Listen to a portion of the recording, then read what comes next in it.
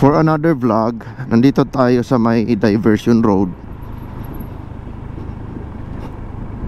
sa area ng Sultan Kudarat. Bibilangin natin kung ilan yung lubak na dadaanan natin dito sa sementadong rough road.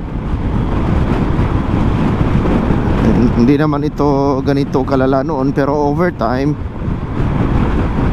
dahil sa pabago-bagong panahon at sa bigat din ng mga sasakyang dumadaan, nasisira pa rin. Kaya kailangan nating bigyan ng pondo through registering our motor vehicles. Kasi yung pondo na ginagamit sa pagkumpuni ng kalsada na ito ay galing sa pera na binabayad natin sa LTO, then napupunta sa DPWH. So dito wala pang lubak.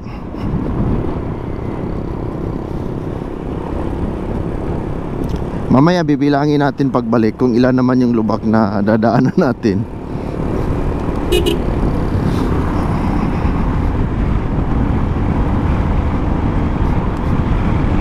So ito yung mga dapat nyong ingatan. Ito yung number 1. Pagdating nyo sa lugar na ito, kailangan umagaw pa kayo ng lane. Pero ingatan nyo yung kasalubong nyo, ha. Number 1. Bibilangin lang natin yung mga matindi. Ito number 2. Number 3. Itong bibilangin lang natin is yung bound for North Cotabato. Ilan na binabilang natin? 3.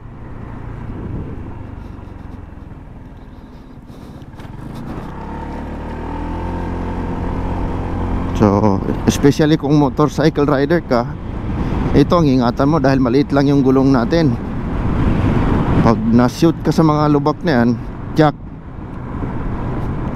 gastos ang aabutin mo. So, ito yung pinakamahaba kung doon sa kabilang side. So, pang 4, number 4, ito.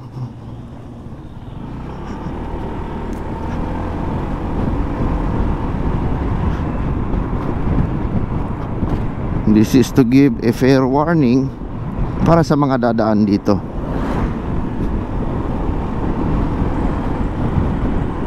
So yun, 4. We started our counting from the crossing Pinaring, yung sa may sanitarium.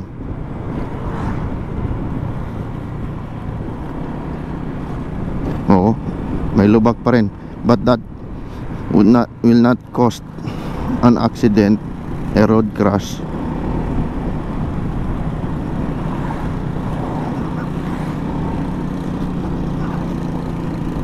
Anong nangyari dito kay sir? Bakit parang may tali siya? Flat? Running flat? Okay.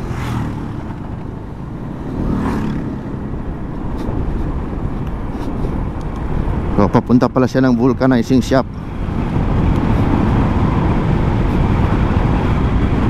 Ayun, 4 yung mga nakikita kong maaring maka-aksidente or mag-cause ng road crash, yung malalaking butas.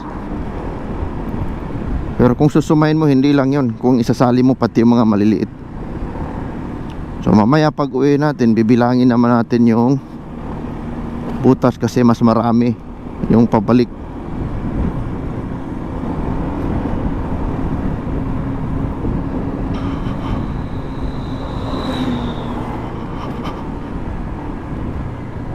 O yun o, pang 5. Meron na palang bago doon.